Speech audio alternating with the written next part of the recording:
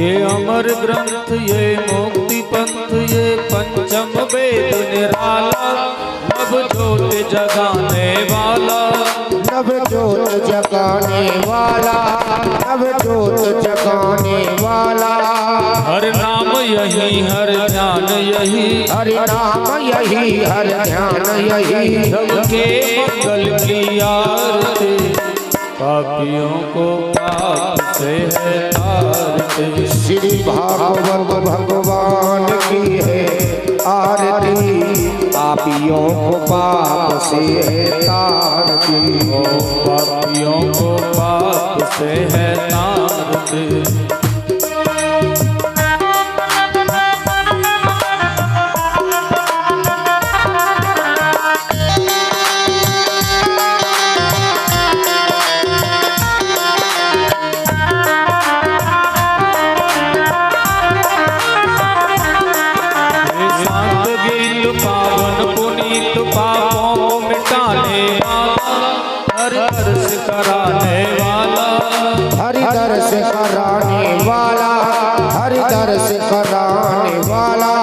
ये सुख करनी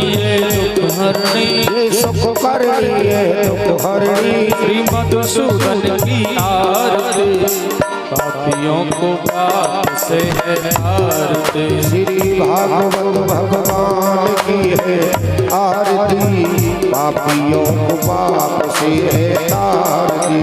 प्राणियों को भवसागर से तारती, प्राणियों को भवसागर से तारती। ये मधुर बोल मधुबंध खोल सतमार्ग बताने वाला, बिगड़ी को बनाने वाला, बिगड़ी को बनाने वाला, बिगड़ी को बनाने वाला। श्री राम यही घनश्याम यही, श्री राम यही घनश्याम यही, श्री राम यही घनश्याम यही, श्री राम यही घनश्याम यही। प्रभु की महिमा की आरती, पापियों को पाप से है तारती। श्री भागवत भगवान की है आरती, पापियों को पाप से है तारती। पापियों को पाप से है तारती, पापियों को पाप से है तारती। पापियों को पाप से है तारती, पापियों को पाप से तारती। पापियों को पाप से है तारती, पापियों को पाप से है तारती। पापियों को पाप से है तारती, पापियों को पाप से है तारती। भागवत भगवान की गुरु आरती, पापियों को पाप से है तारती। भगवत भगवान की है आरती, पापियों को पाप से है तारती। पापियों को पाप से है तारती। ओम जले सिद्धिगणं पुष्पिदेव हरे हरे हरे आरोग्यमार्तकं समर्पयामि। यतो यतः समीहजतो नो अभयन कुरुसन्नः, कुरु प्रजाभ्यो भयन्नः पाशभ्यः स्वशान्तिर्भवतु। बोलिए बालकृष्ण भगवान की जय हो। भागवत महापुराण की जय हो। भगवान की जय हो। सुखदेव भगवान की, परीक्षित महाराज की, बस्ती माता की, धरती माता की, सभी देवी देवताओं की जय जय। श्री राधे श्याम सीता राम। नमः पार्वती पतये हर हर महादेव शंभो।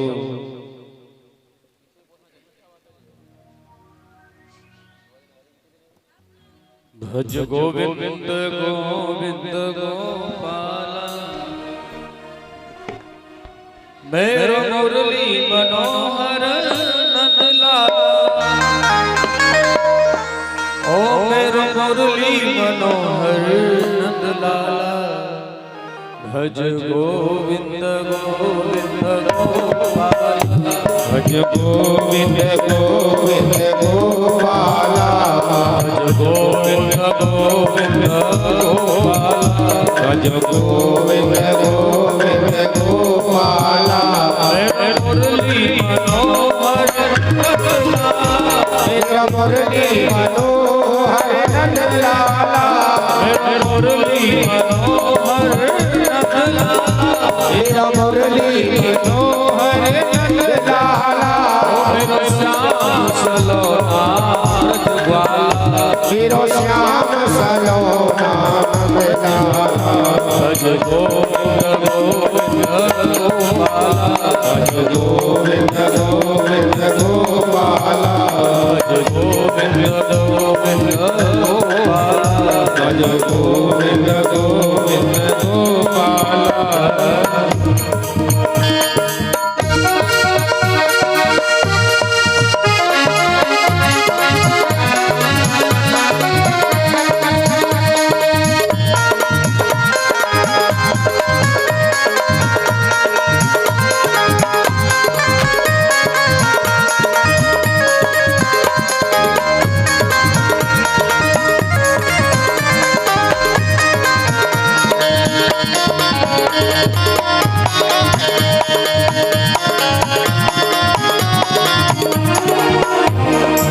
ओ मेरो गोपाला मेरो गोपाला मेरो नंदलाला मेरो नंद लाला मेरो गोपाला मेरो गोपाला मेरो नंदलाला मेरो नंद लाला मेरो नंदलाला मेरो नंद लाला ब्रजग्वाला वो ब्रजग्वाला ब्रजग्वाला ब्रजग्वाला मुरली बाला मुरली बाला भज गोविंद गोविंद गोपाला भज गोविंद गोविंद गोपाला भज गोविंद गोविंद गोपाला भज गोविंद गोविंद गोपाला मेरे मुरली मनोहर नंदलाला मेरा मुरली मनोहर नंद लाला मेरे मुरली मनोहर नंदलाला मेरा मुरली मनोहर नंद लाला मेरो श्याम सलोना रजवाला मेरो श्याम सलोना नंद लाला भज गोविंद गोविंद गोपाला भज गोविंद गोविंद गोपाला भज गोविंद गोविंद गोपाला भज गोविंद गोविंद गोपाला भज गोविंद गोविंद गोपाला भज गोविंद गोविंद गोपाला गोविंद गोविंद गोपाला गोविंद गोविंद गोपाला गोविंद गोविंद गोपाला भज गोविंद गोविंद गोपाला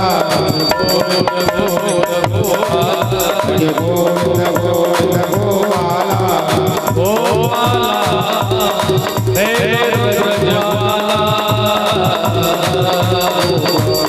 भज गोविंद गोविंद गोपाला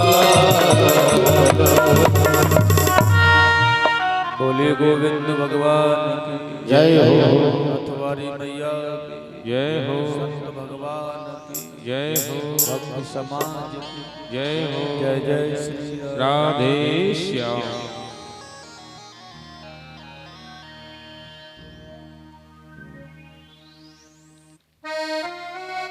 आज तृतीय दिवस की बेला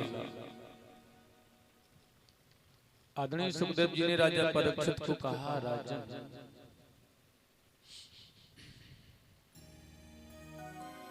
द्रौपदी महाराज ने परम पद को प्राप्त किया और वह ध्रुव लोक के लिए गए। कल यहाँ विश्राम हुआ था। ने कहा भगवान को पाना बहुत सरल है,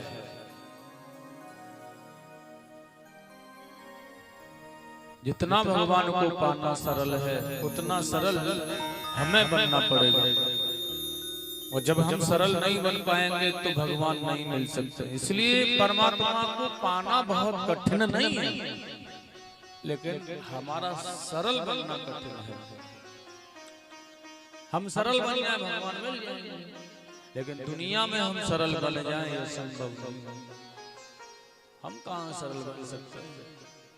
हमारे अंदर जो कठिनाइयां हैं, हमारे अंदर जो अहंकार है, जो क्रोध है, जो काम है, जो वासनाएं भरी हैं, यह कठिनाइयां हमें सरल नहीं बनने देती, इसलिए भगवान को पाने में तो देर नहीं है, लेकिन बस सरल बनने की भाव। ध्रुव जी सरल बन गए, जीवन से कठिनाइयां निकल गई तो परमात्मा रूपी ब्रह्म की प्राप्ति हुई, भगवान मिल गए। आगे परीक्षित जी बड़ा सुंदर श्रवण कर रहे हैं। ध्रुव जी के ही वंश में आगे बहन अंग राजा और अंग का पुत्र बैन हुआ है। ये अत्याचारी और पापी हुआ था। संत महात्माओं ने इसे समझाने का बहुत प्रयास किया, लेकिन ये नहीं मानता। तभी साधियों के मन में भाव आया है, सट सन विनय कुटल सन प्रीति और सहज कृपण सन सुंदर नीति। भैया सुंदर लोगों को सुंदर भाव से समझाने का प्रयास करो, और जो सठ लोग हैं उन्हें सठ की भाषा जो होती है उस प्रकार से समझाने का प्रयास करो, तो ही उसकी समझ में आता है। तो महापुरुष लोग महात्मा संतों को यह गाली देता है, अपशब्द कहता है, बुरा भला कहता है। साधुओं ने समझाने का इसे प्रयास किया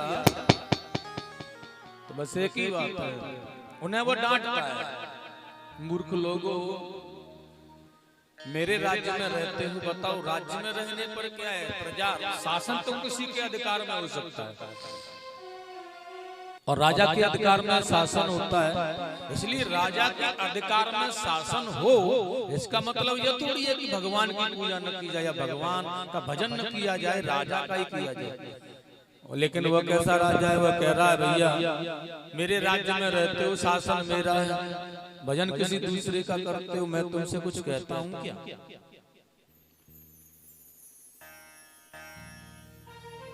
रोटियां मेरे राज्य में रह करके खाते हो, भोजन करते हो मेरे राज्य का, भजन किसी दूसरे का करते हो, मैं कुछ नहीं कहता। फिर भी उपदेश देने के लिए आए हो मुझे, इसलिए बुरा वाला करना। आज से मैं कड़ा प्रबंध लागू करता हूँ ऋषि मुनियों पर। यह भोजन मेरे राज्य का कर रहे हैं, मेरे राज्य की सीमा में रहते हैं, इसलिए मैं इनका राजा हूँ, तो आज से ये मेरा ही भजन करेंगे। अहम अस्मि ब्रह्मा, हिरण्यकश्यप जैसी स्थिति, मतलब मैं ही भगवान हूँ। तो फिर भजन बड़ा क्रोध आया, बताओ इसका कैसे भजन हो सकता है? राजा तो संतों की कृपा से बना जाता है, ये हमारी कृपा से राजा बनाया, लेकिन आज ये हमें उपदेश कैसे, इसलिए श्राप दे दिया है संतों ने इसे। हन्यताम हन्यतामेष पायः प्रकृति दारुण, बहुत बड़े दुख ग्रसित होकर के तू मर जा। इस प्रकार से जब इसके प्राण संतों के श्राप से निकल गए, तो इसकी माता का नाम था सुनीता।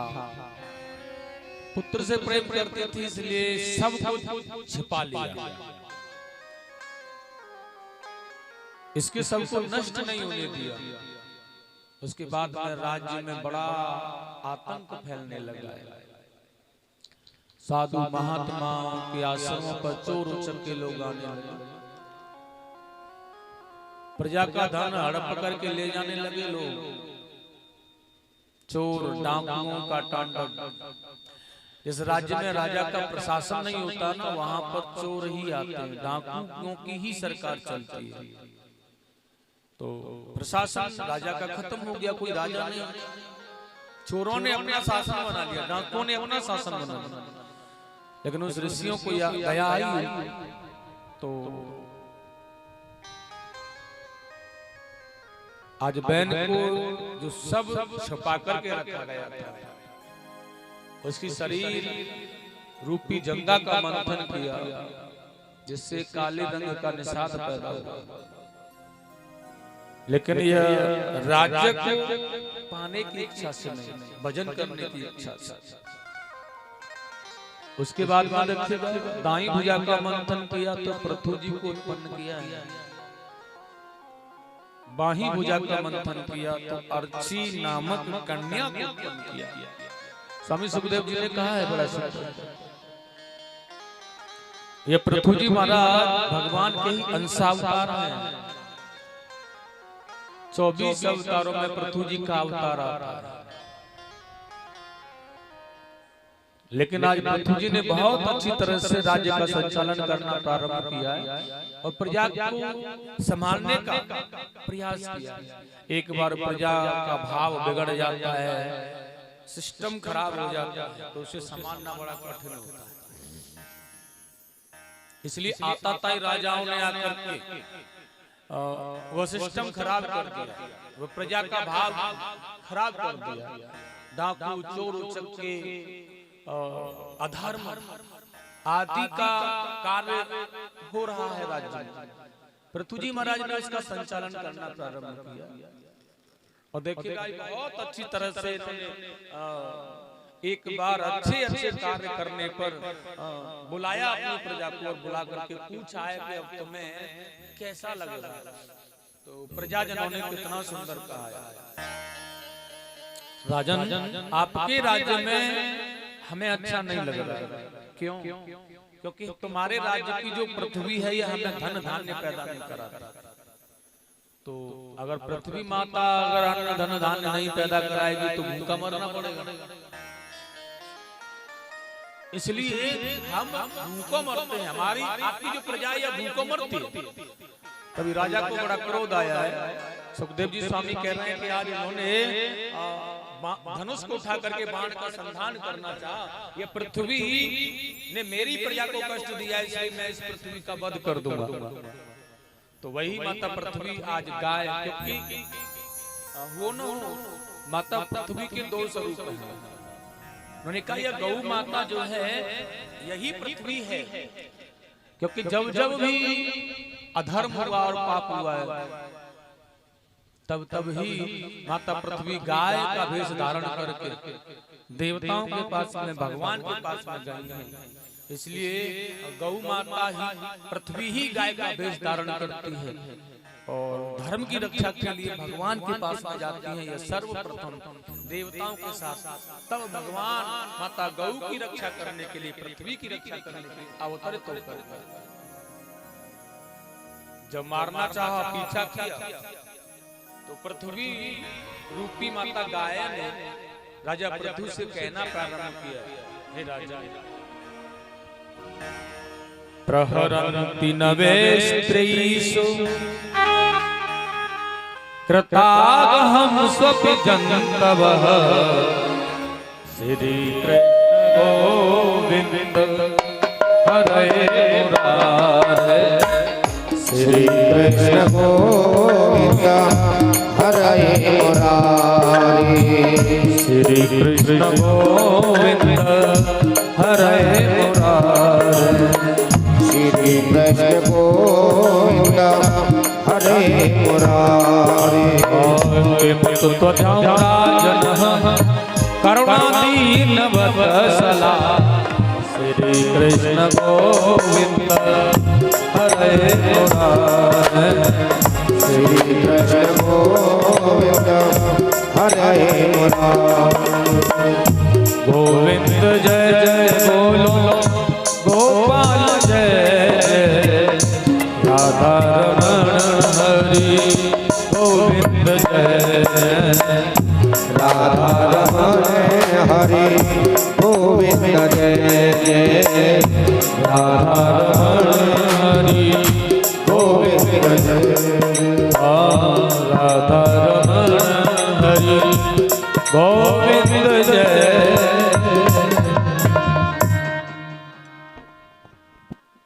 माता पृथ्वी ने कहा राजा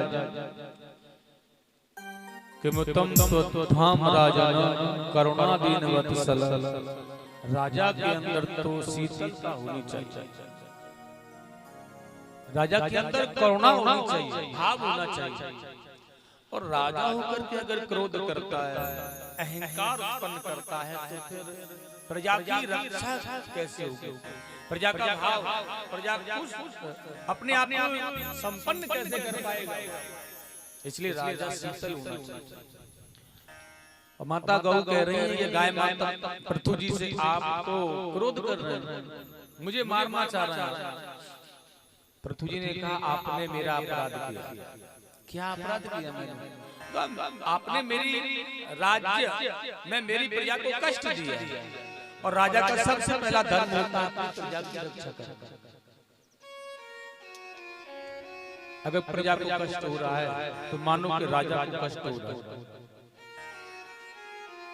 इसलिए प्रजा की सेवा करना राजा का दायित्व है।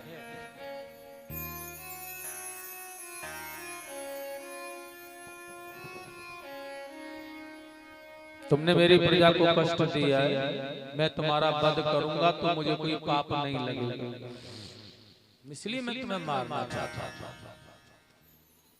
सुखदेव जी ने कहा गाय माता ने बड़ा संघर्ष किया। महाराज, एक साधारण पुरुष को शास्त्र में एक नारी पर प्रहार करने का अधिकार नहीं दिया। हमारे शास्त्र बड़े अनुपम, बड़े आनंदमय हैं। उन्होंने कहा भैया शास्त्र कहते हैं, पुराण कहते हैं, वेद कह रहे हैं कि कोई भी व्यक्ति अगर नारी पर हाथ उठाता है, प्रहार करता है, पापमय होता है, पाप करना। इसलिए एक नारी पर प्रहार करना पाप करना होता है। और तुम राजा हो, एक साधारण व्यक्ति को भी नहीं, लेकिन राजा होकर के तो बिल्कुल, राजाओं में महाराज होने पर तो बिल्कुल ही नहीं। आप राजा होकर के, महाराज होकर के ऐसे कार्यों को करेंगे, ऐसा अपराध करेंगे तो फिर प्रजा क्या करेगी? राजा ने कहा मैं नारी पर प्रहार नहीं कर रहा, मैं अपने शत्रु पर प्रहार कर रहा हूं। मेरे सामने शत्रु है, मेरे कोई नारी नहीं। गौ माता ने कहा मैं एक बेसहाय अबला हूं तुम्हारे सामने खड़ी, इसलिए प्रभु क्षमा करना।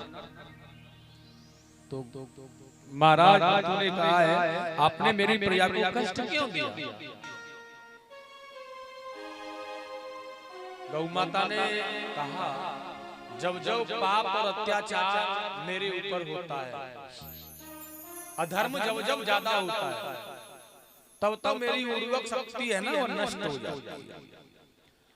और जब शक्ति नष्ट हो जाती है तो मेरी उर्वरक शक्ति नष्ट होने पर धन धान्य पैदा नहीं होता, मैं उसे सक्षम नहीं होती पैदा करने। फिर क्या करना चाहिए? आप किस प्रकार से धन धान्य पैदा कराएंगी भैया? तो माता गौ ने कहा है मेरे ऊपर अधर्म ज्यादा हुआ है, इसलिए आपको यज्ञ अनुष्ठान करके धर्म की रक्षा करनी होगी और गाय का दोहन करना। पृथ्वी माता का दोहन किया है आज पृथु जी महाराज मनु को वत्स बना करके बड़े सुंदर भाव में। और देखिएगा जब गाय माता का दोहन मनु को बछड़ा बना करके किया तो बर्तन ग्वाल बाल धन धान्य का दोहन भगवान पृथु जी ने जब किया तो महाराज बहुत अच्छा आनंद प्राप्त हुआ। अन्न आदि पदार्थ प्राप्त किए माता पृथ्वी से। इन्होंने गंधर्वों ने गान किया है यहाँ पर, काफी शक्तियां रक्त कीट पतंग औषधियों को प्राप्त कर रहे हैं। पृथ्वी माता पुनः हरी भरी हो गई। स्वामी सुखदेव जी ने कहा है पृथ्वी माता सर्वस्व प्रदान कर रही है संसार पर। देखिए जितने भी रत्न हैं वो पृथ्वी से निकल कर, जो भी प्राप्त हो रहा है ना संसार को आनंदित कर रही है वो माता पृथ्वी ही तो है। धन धान्य खाना पीना रहना घर मकान ये सब कुछ सोना चांदी लोहा आदि सब माता पृथ्वी से प्राप्त हो रहा है। और हम कितने बड़े पागल और भूल में पड़े हुए हैं कि कभी भी माता पृथ्वी को नमस्कार नहीं करते, जबकि जागने के बाद सबसे पहला काम सबसे पहले नमस्कार माता पृथ्वी को करो। क्योंकि अगर यह नहीं है तो हमारा काम चलने वाला नहीं। सबसे पहले इसको प्रणाम करो। यही सर्वस्व प्रदान करती हैं हमको, इन्हीं के द्वारा हमें सब कुछ मिलता है। इसलिए सबसे पहले जागो माता पृथ्वी को स्पर्श करो, इनको नमन करो। बाबा तुलसीदास जी ने भी कहा है, सकल पदार्थ यही जग माही और कर्महीन नर पावत नहीं। भैया मिलता उसी को है जिसने किया है कुछ, बिना किए हुए ही कुछ भी किया नहीं जीवन में, पुरुषार्थ पाया नहीं, और बैठे बैठे सोचते रहे कि हमें मिले मिले मिले तो मिलने वाला। उन्होंने कहा कर्महीन नर जो होते हैं उनके कर्म में आनंद नहीं है, उनके कर्म में पूजा नहीं है, तो उन्हें कैसे मिलेगा। इसलिए कहा सारे सकल सारे पदार्थ सारी सर्वस्व शक्तियां माता पृथ्वी समादिष्ट करके बैठी हैं, लेकिन पाने वाला हर किसी को नहीं मिल सकता। कर्महीन नर पावत नहीं। बाबा तुलसीदास जी कह रहे हैं इसलिए ऐसे लोगों को नहीं मिल सकता जिन्होंने कुछ किया, वो उन्हीं को मिलता है जो यज्ञ तप धर्म की रक्षा करके यज्ञ अनुष्ठान आदि करते हैं। इस प्रकार के करने पर उन्हें ही वो माता पृथ्वी से धन दान करते हैं। बोलिए गोविंद भगवान। इस प्रकार पृथ्वी जी महाराज ने बहुत सुंदर यज्ञ का आयोजन किया। एक बार इन्होंने 100 अश्वमेध यज्ञ को करना चाहा, लेकिन 99 यज्ञ पूर्ण किए। तभी भगवान ने आकर के दर्शन दे दिया, क्योंकि इंद्र घबरा रहा था कहीं ये मेरा पद न ले ले, क्योंकि 100 अश्वमेध यज्ञ एक साथ में अगर कोई कर लेता है तो वह सदा सदा के लिए इंद्र बन जाता है। और देवराज को घबराहट हो रही है, इसलिए भगवान सर्वेश्वर ने आकर के इनको दर्शन दिया है। उन्होंने कहा जो 100 यज्ञों के बाद मिलता है वो मैं तुम्हें यहीं अभी प्राप्त करा देता, इसलिए तुम्हारी जो इच्छा हो मांगो। पर तुझे नहीं देखिएगा भगवान के प्राप्त होने पर आने पर मांगा भी भगवान से तो क्या मांगा, शायद कोई ऐसा नहीं मांग सकता जैसा कि पृथ्वी जी ने मांगा। अब किसी को राजा बनने की चाहत है, किसी को धनवान बनने की चाहत है, किसी को पुत्र प्राप्ति की चाहत है, किसी को सुंदर वर की चाहत होती है, किसी को सुंदर पत्नी की चाहत है। संसार में न जाने कितनी चाहते हैं, चाहतों पर निर्भर है।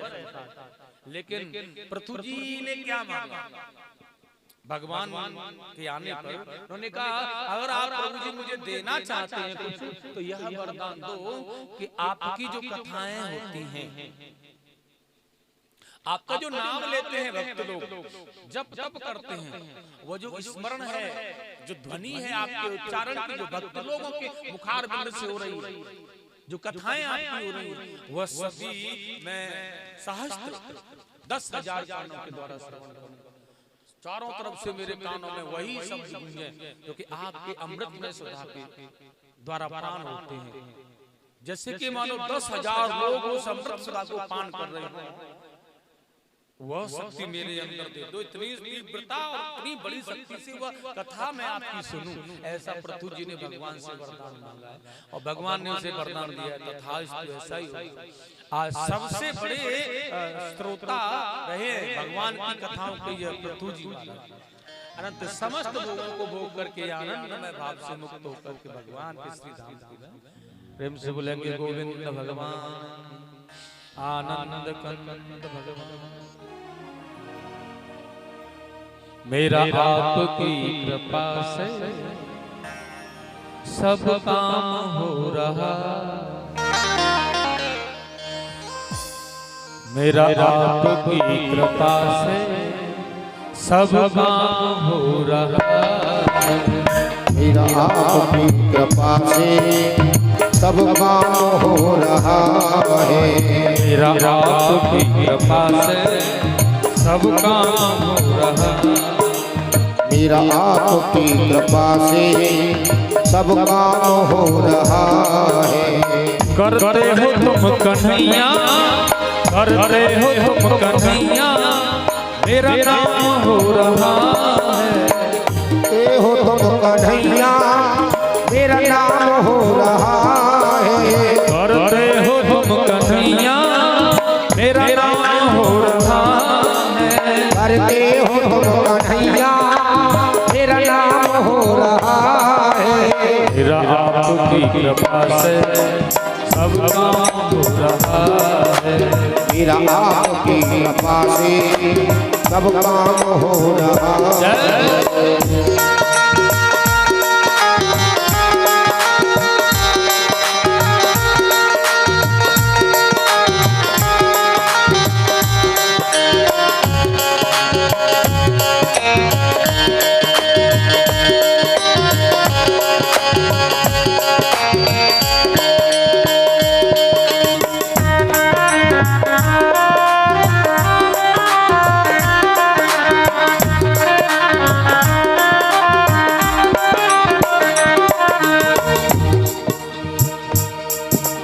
पतवार के बिना ही मेरी नाव चल रही है। पतवार के बिना ही मेरी नाव चल रही है। पतवार के बिना ही मेरी नाव चल रही है। पतवार के बिना ही मेरी नाव चल रही है। बिन मांगे है कन्हैया, बिन मांगे है कन्हैया हर चीज मिल रही है। बिन मांगे कन्हैया हर चीज मिल रही है। बिन मांगे ओ कन्हैया हर चीज मिल रही है। बिन मांगे कन्हैया हर चीज मिल रही है। अब क्या बताऊं मोहन, अब क्या बताऊं कान्हा, अब क्या बताऊं मोहन, आराम हो रहा है। मेरा आपकी कृपा से सब काम हो रहा है। आपकी कृपा से सब काम हो रहा है। मेरा आपकी कृपा से सब काम हो रहा है।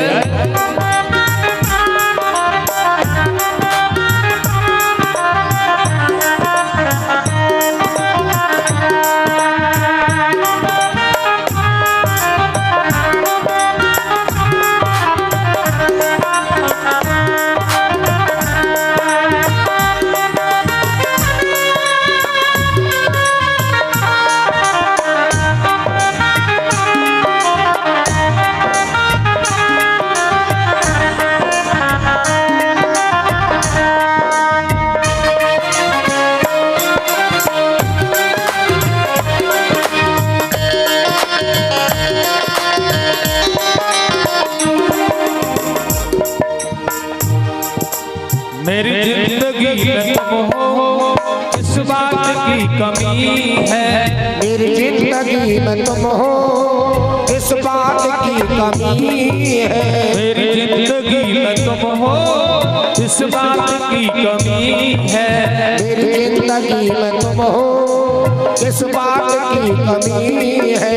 मुझे और अब किसी की परवाह ही नहीं है।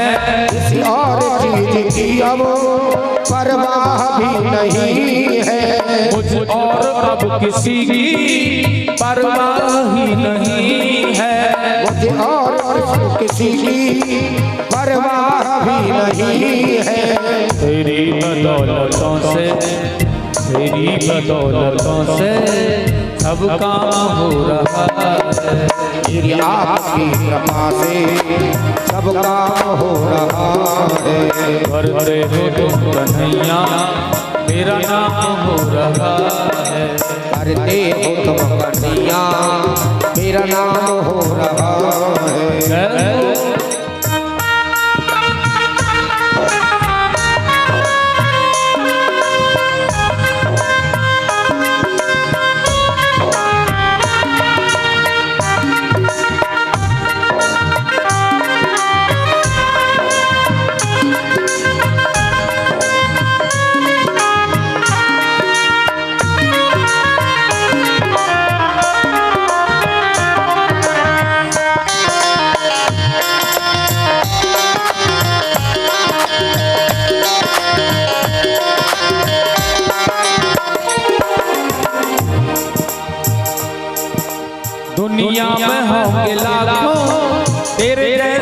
कौन होगा।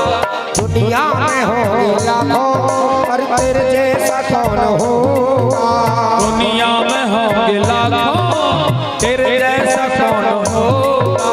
दुनिया में होंगे लाखों तेरे जैसा कौन होगा। तुम जैसा बंदा परवर भला ऐसा कौन होगा। तुम जैसा बंदा परवर भला ऐसा कौन होगा। तुम जैसा बंदा परवर भला ऐसा कौन होगा। तुम जैसा बंदा परवर भला ऐसा कौन होगा। थामा है मेरा दामन, थामा है तेरा दामन, आराम हो रहा है। थामा है तेरा दामन, आराम हो रहा है। जब से मिला है मोहन, आराम हो रहा है। जब से मिला है मोहन, आराम हो रहा है। वो जब से मिला है खाना, आराम हो रहा है। जब से मिला है खाना, आराम हो रहा है। हाँ, जब से मिला है श्यामा, आराम हो रहा है। जब से मिला है खाना, आराम हो रहा है। आराम हो रहा है। आराम हो रहा है। आराम हो रहा है। आराम हो रहा है। मेरा आपकी कृपा से सब काम हो रहा है। मेरा आपकी कृपा से सब काम हो रहा है। मेरा आपकी कृपा से सब काम हो रहा है। मेरा आपकी कृपा से सब काम हो रहा है। मेरा आपकी कृपा से सब काम हो रहा है। बोलिए गोविंद भगवान की जय जय श्री राधे। मेरा आपकी कृपा से सब काम हो रहा।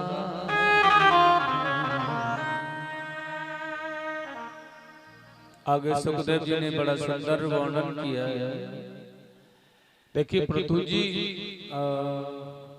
मनु जी महाराज के दूसरे पुत्र थे प्रियव्रत जी महाराज। तो बड़ा सुंदर कहा है। परीक्षित जी ने पूछा उनको, गुरुदेव ये जो प्रियव्रत थे या आत्माराम थे, माने इन्होंने तो भजन करने का मन बना लिया था, फिर गृहस्थ आश्रम में उनकी रुचि कैसे हुई। प्रियव्रतो भागवत आत्माराम कथम मुने ग्रहे रमतम यनमूलः कर्म बंधः पराभव।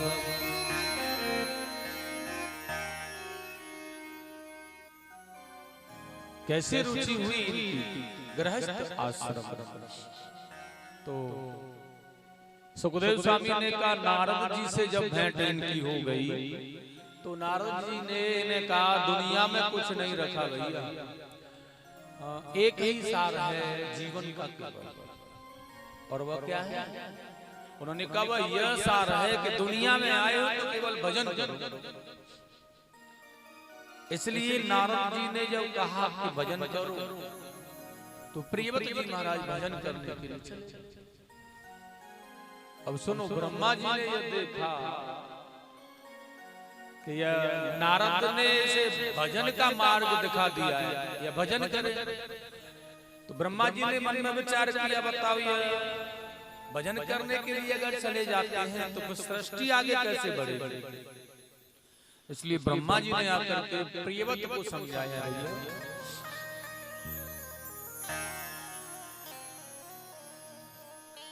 भवाय नासाय च कर्मकर्तुं शोकाय मोहाय सदाभय सुखाय दुखाय च देहयुगम्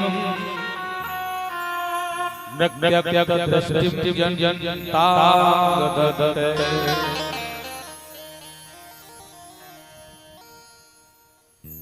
ये सुख ये दुख ये मृत्यु ये जीव ये सब कुछ अलग अलग प्रकार का भाव है भैया। बड़ा सुंदर कहा है। आपको यह योग साधना और जंगल में आकर भजन करने से तब तक फायदा नहीं है तब तक के कामादि शत्रुओं पर हम विजय प्राप्त न करें। ब्रह्मा जी ने कहा जब हमारे अंदर के कामादि शत्रुओं पर हम विजय प्राप्त कर लेंगे तो घर ही हरिद्वार हो जाएगा, हमें दुनिया में जाने की जरूरत है। बोले गोविंद भगवान भक्त वत्सल भगवान की। इसलिए कर्म की ही पूजा है, इसलिए ऐसा कर्म करना। बोले वृंदावन बिहारी लाल। जय हो ब्राह्मण देवता। महाराज जी के द्वारा स्वागत समारोह बड़ा आनंद रहा। एक बार प्यार से गोविंद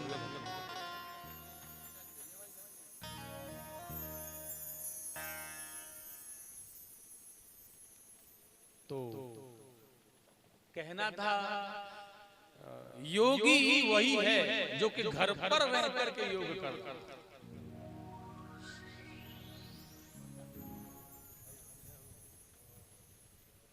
उसे योगी कहोगे कि आप घर से बाहर चला गया और कंदराओं में बैठ के भजन कर रहा है और कामाद शत्रु प्रबल हो रहे हैं, उसे योगी नहीं कहा जा सकता। हमने कहा योगी वही है जो अपने परिवार में रह करके अपने कामाद शत्रुओं पर विजय प्राप्त करने का प्रयास करता रहे और अंत में अपने घर पर ही रह करके योगास ध्यान अवस्था में वही योगी। इसलिए प्रेम से देखा जाए तो हमारा घर ही हरिद्वार है, हमें दुनिया में भटकने की आवश्यकता नहीं, लेकिन अपने घर पर रह करके साधन युक्त कार्य करने से नार हालने लगी और विषयों में पड़े हुए तो फिर यह घर नहीं है, फिर गृहस्थ नहीं है, फिर योग नहीं है। उन्होंने कहा समय पाते घर में रह करके भगवान को पा लिया हो, याद कर लिया हो तो योग। कांटी पर रखा जाने का प्रबंध चल रहा है और मन की वासना समाप्त नहीं हो रही है, इसे योग कहा जा सकता है? यह योग नहीं है। योग तो वह है कि समय रहते ही अपने गृहस्थ आश्रम से निवृत्ति पा ली जाए, गृहस्थ आश्रम से संन्यास ले लिया जाए। संन्यास का मतलब यह नहीं कि तुम घर ही छोड़ के चले जाओ भैया, अपने परिवार में ही रह करके संन्यास ले लो। कलिकाल चल रहा है, मतलब अपने विषयों पर नियंत्रण करो, वही संन्यास है आज के युग का। बाणी सुनी विरंज की बोले राजकुमार, जो प्रभु आज्ञा आपकी क्यों न हो स्वीकार। ब्रह्मा जी का आदेश मिला, प्रियवती महाराज एकदम से सब छोड़ छाड़ के भजन को गृहस्थ आश्रम में प्रजापति बहस विश्वकर्मा की पुत्री बहस्पति के साथ उन्होंने विवाह किया, 10 पुत्रों को उत्पन्न किया है।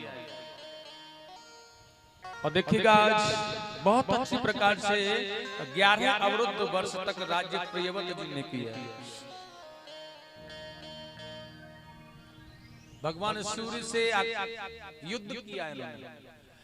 यह रात्रि जो होती है, इन्होंने जीवन भर काम करने का मन बनाया। रात्रि बहुत जल्दी हो जाती है और फिर काम पूरा नहीं हो पाता। उन्होंने कहा रात्रि ही न हो, दिन ही रहे। और दिन रहने के लिए सूर्य को मैं अपने ही राज्य की सीमा पर ही टिका रहने का आदेश करना चाहता था। वह तभी है कि जब इसे युद्ध में परास्त करूंगा, इसलिए भगवान सूर्य से युद्ध करना प्रारंभ कर दिया। और मौका मिलता है ना, परास्त हो जाते हैं। भगवान भास्कर से युद्ध करना संभव है ना, तो 7 बार जगह जगह से आक्रमण किया है, लेकिन ये विजयश्री को नहीं पाया। मनु जी ने आकर समझाया ऐसा करने से कुछ नहीं हो सकता, तुम सृष्टि की भाव को बदल नहीं सकती हो भैया, रात्रि तो आवश्यक है, अगर रात्रि न हो दिन ही दिन हो तो फिर क्या होगा, कैसे विश्राम होगा जीवन काल का, यह तो चाकी चलती रहेगी। और वैसे ही कह रहा है चलती चाकी देख कर गयो कबीरा रोए, द्वय पाटन के बीच में साबित बचो न कोई, वैसे ही चाकी चल रही है जीवन की। और कम से कम रात्रि हो जाती है तो दुख चिंता और सारी समस्याओं को छोड़ करके वो थोड़ा सा रात्रि के समय विश्राम कर लेता है, इसलिए रात्रि। और वैसे भी भगवान ने जोड़े से बनाया है सब कुछ, धर्म अधर्म पाप पुण्य दिन रात्रि, ये सब भगवान ने कहा जोड़ा आवश्यक है, जोड़े के साथ। बहुत वर्षों तक 11 अवरुद्ध वर्ष प्रियव्रत जी ने राज्य किया, अपने पुत्रों को राज्य छोड़ करके ये चले गए संसार से। इनके पुत्र आग्निध्र ने राज्य संभाला, इनके 9 पुत्र हुए हैं। उसके बाद में जम्बूद्वीप के 9 वर्ग बना करके इन्होंने अपने पुत्रों को बांट दिया और यह भी चले गए। अग्निध्र के पुत्र नाभि ने मेरु देवी से ऋषभदेव को उत्पन्न किया है, यह भगवान के ही अंशावतार है ऋषभदेव। प्रेम से बोलेंगे ऋषभदेव भगवान की जय हो। इनके यहाँ 100 पुत्र हुए हैं ऋषभदेव जी के। खाना पीना अंक अक्षर लिखना आदि बहुत अच्छा भाव ऋषभदेव जी के आधार पर प्रारंभ हुआ है। ऋषभदेव धर्म की पूजा करते हैं, अपने प्रजाजनों को धर्म पर लगाते हैं, नए नए सुंदर सुंदर यज्ञ करना, धार्मिक कार्यों को करना, अच्छी तरह से पृथ्वी को सुलज्जित करना, हरी भरी रखने का प्रयोजन है इनका। और बहुत अच्छी तरह से माता पृथ्वी के गड्ढों को भरना और खेती करना, ये सब यहाँ से प्रारंभ होने लगा। बहुत व्यस्त रहते हैं अपने जीवन में या अपनी प्रजा के लिए, बहुत व्यस्त। दुनिया के सम्राट हैं ऋषभदेव, लेकिन बहुत व्यस्तता इनके जीवन में है, मतलब रात दिन ये अपनी प्रजा के लिए कार्य करते रहते हैं, सेवा करते रहते हैं रात दिन, लेकिन फिर भी अपने परिवार को 1 घंटे का समय देते हैं। मैंने कहा हुआ क्यों देते हैं, क्योंकि जिससे परिवार धर्म की पूजा करे, वो धर्म से अलग न हो जाए, इसलिए रात्रि में आकर के जब सारे कार्यों से निवृत्ति न होती है, थकान होने के बाद विश्राम न करके अपने घर बैठ करके या अपने परिवार में अपने सभी बच्चों को बिठाल करके कीर्तन करते हैं भगवान 1 घंटे और प्रवचन करते हैं अपने पुत्रों को। यह सत्य प्रवचन माने जीवन क्या है, करना क्या है, गृहस्थ में कैसे रहोगे, राजा बनोगे तो क्या करना है, राजा बनने का कर्तव्य क्या है, क्या प्रजा को दंडित ऐसे ही कर दोगे, क्योंकि राजा एक सिंहासन पर विराजमान होता है, और जो राजा होता है जो न्याय करने वाला होता है, जो दूसरों के शब्दों पर उन्हें सुनकर के न्याय करता है। अब कोई भी आकर के कह दे कि यह अपराधी है तो क्या उसे आप मृत्युदंड दोगे। एक बार उन्होंने अपने पुत्रों से ऐसे पूछा था, राजा कैसा होना चाहिए। अब बहुत से पुत्र थे, इसलिए कोई कहता है राजा का तो कार्य प्रजा पर शासन करना और उसे दंडित करना, अधर्म का विनाश करो, दंडित करो व्यक्तियों को जो चोर उचक्के आदि हैं, ऐसे ऐसे करके। किसी ने कहा राजा तो राजभोग ऐश्वर्य को पाने के लिए आता, अपनी संप्रदा का आनंद। लेकिन इन्हीं के पुत्र थे महाराज, जिनका नाम था भरत। आज भरत जी को पूछा तुम्हें क्या करना है, अगर तुम्हें राजा बना दिया जाए तो क्या करोगे। भरत जी ने कहा पिताश्री, सबसे पहले तो यह मानव जीवन है ना, यह बड़ा मुश्किल से मिलता है, इस बात का ध्यान रखना। हम आप सभी यहाँ पर जो बैठे हैं ना, संसार में जो मानव जीवन मिला है यह बहुत कठिनाइयों से मिला है।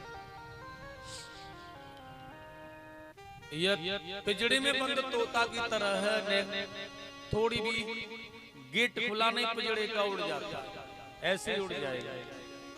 इसलिए इसे संभाल के रखना है, ध्यान रखना है, इसे इस पिंजड़े में बंद रखो और पिंजड़े से अगर निकल गया तो तुम्हारे हाथ लगने वाला नहीं। इसलिए इसे बंद जब तक रखोगे पिंजड़े में तो यह तुम्हारा अपना होगा, अन्यथा 84 लाख हजार योनियां भगवान ने बनाई है संसार में। फिर पता नहीं कि मानव जीवन में आए या जीव या इस पिंजड़े से निकल करके भाग गया तो कहीं भी कीट आदि बन जाए कोई पता नहीं। नृग नाम के जैसे तानी राजा भागवत में प्रसंग आता है, एक गिरगिट बन गए थे तो हमारी औकात क्या है। हम तो कितने पाप पुण्य करते रोजाना, कितना झूठ बोलते होंगे, कितने पाप करते होंगे, कितने जीवों को अपने पैरों के नीचे कुचलते होंगे।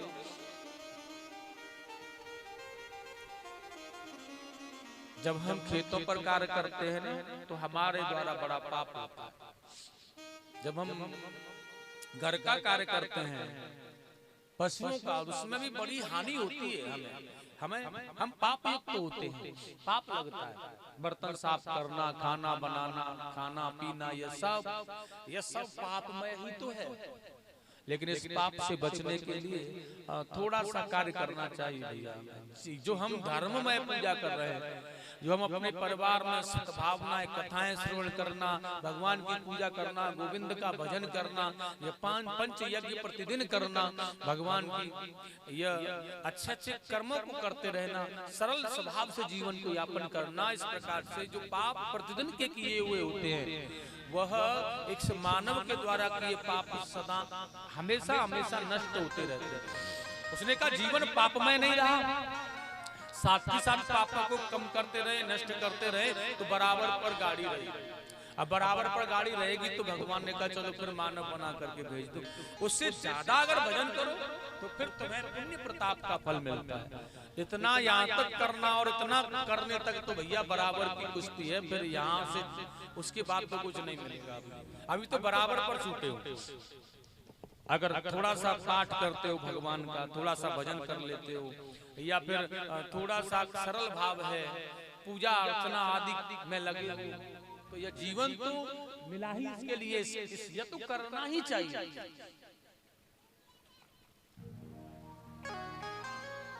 इस प्रकार के भाव को जब भरत जी ने कहा तो आज भरत जी को राजा बना दिया गया, क्योंकि राजा बनने के लायक तो यही है। प्रजा को किस प्रकार रखना है, पिताश्री प्रजा दंड देने के लिए नहीं होती है।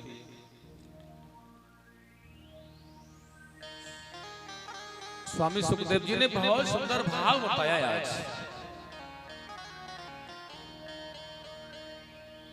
भरतस्सु महाभागवतो यदा भगवता वनतल पर पलाय श्री कृष्ण गोविंद हरे मुरारे, श्री कृष्ण गोविंद हरे मुरारे, श्री कृष्ण गोविंद हरे मुरारे मुरारे, हे नाथ नारायण वासुदेव, हे नाथ नारायण वासुदेव। गोविंद जय जय बोलो, गोपाल जय जय, राधा रमण हरि गोविंद जय जय, राधा रमण हरि गोविंद जय जय, राधा रमण हरि गोविंद जय जय, राधा रमण हरि गोविंद जय जय, राधा रमण हरि गोविंद जय जय। भरतस्सु महाभागवतो यदा भगवता वनतल पर पालनाय, माने भरत जी ने बहुत अच्छी प्रकार से धर्म की रक्षा की। यह ऐसे राजा हुए हैं, उन्हें कहा सतयुग में यह राजा थे भरत जी। तो बात की जाए तो इन्होंने, क्योंकि उस जमाने में लाखों करोड़ों वर्ष की आयु हुआ करती थी, करोड़ों वर्ष तक इन्होंने राज्य किया, और उसके बाद में ये अपनी प्रजा को आनंदमय कर पुत्रों को राज्य दी। इन्होंने अपने पुत्र सुमति को राज्य दिया और ये जंगल में भजन करने के लिए चले गए। स्वामी सुखदेव जी ने कहा, राजा परीक्षित ये जब जंगल में भजन करने के लिए गए हैं तो पुलहाश्रम में गंडकी नदी के किनारे इन्होंने भजन करना प्रारंभ किया, वहां पर कुटिया बनाकर। और देखिएगा यह तीव्रता से भगवान में अपने आप को लगा करके बहुत अच्छी प्रकार से भजन में लगे, दिन रात्रि मालाएं जाप करते रहते हैं। इनकी मालाओं की गति तीव्र हो रही है, बढ़ रही है और बहुत अच्छी तरह से। कभी ये आधा घंटा भजन करते थे तो कभी 1 घंटा भजन करना, कभी 1.5 घंटे भजन करते, तो कभी फिर इन्होंने 2.5 घंटे की क्रिया चालू की, तो फिर 3.5 घंटे बैठकर भजन करते, 8 घंटे तक रात्रि भर दिन भर क्रिया भजन करने में लगे, साधना युक्त कर्म की पूजा की।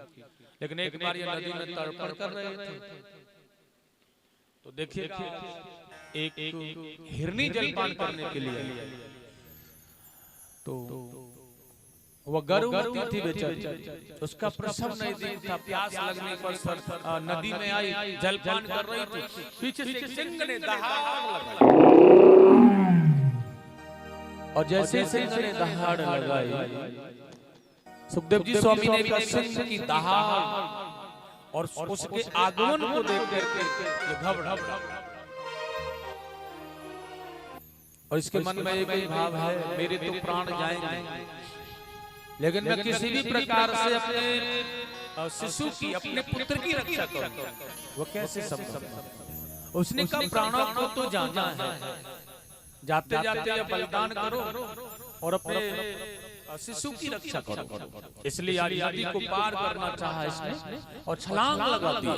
सज्जनों, आज तीव्रता के साथ में जब नदी को पार करने के लिए हिरनी ने छलांग लगाई तो वो नदी पार नहीं कर सकी, लेकिन उसका प्रसव खिसक गया और देखिएगा वो उसका शिशु, उसका बालक जल में बह करके चलने लगा, लेकिन यह जीवित है। माता मर गई, मैया मर गई, उसने प्राणों का बलिदान देते देते भी अपने पुत्र की रक्षा कर दी, लेकिन वहीं पर होकर के यह निकल के जा रहा है, बहता हुआ जहां यह भरत जी मारा। स्वामी सुखदेव जी ने कहा भरत जी के मन में आया इसे निकालना, यहाँ से बच जाएगा, इसके प्राण संकट में। लेकिन बुद्धि ने कहा भरत जी से, सुनो तुम इसे मत निकालना, इसके प्राणों की रक्षा कोई भी करे, लेकिन तुम मत करो। मन ने कहा भरत जी से, देखिए यह मन, यह बुद्धि, ये इंद्रियां अलग अलग भाव में हमें प्रकाशित करना चाहती हैं, कहती हैं हमसे। मन ने कहा सुनो, तुम क्षत्रिय हो और क्षत्रियों का धर्म होता है शरण में आए हुए व्यक्ति की रक्षा करना। शरण गए प्रभु ताहि न त्यागा, विश्व द्रोह कृत अगजे ही लागा। और बड़े बड़े इतिहास पुराणों को, बड़े बड़े उपदेशों को करना प्रारंभ किया मन ने। भैया उसने ऐसा किया, उसने ऐसा किया, उसने ऐसा किया, धर्म की रक्षा की। और शरणागति ही कलियुग को तो परीक्षित ने स्वर्ण में रहने का भाव दिया। इसलिए तुम चक्कर में मत पड़ो। मन ने कहा भैया नहीं, रक्षा तो तुम्हें करनी होगी, तुम क्षत्रिय हो। और देखिएगा आज बड़ी सुंदर भाव के साथ